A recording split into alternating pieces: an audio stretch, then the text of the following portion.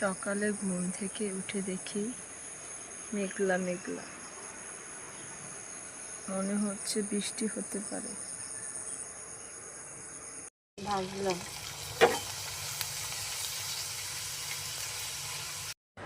দুধ চা বানালাম। বাহিরে ফোঁটা ফোঁটা বৃষ্টি পড়ছে। টেবিলটা মুছে নিলাম, ঘরটা ঝাড়ু দিয়ে নিলাম।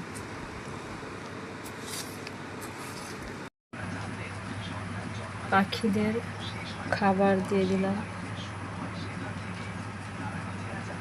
গাছে গোলাপ ফুল ফুটেছে,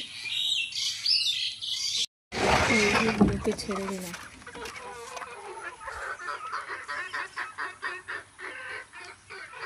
টিফিনের জন্য বিফ নুডলস রান্না করলাম।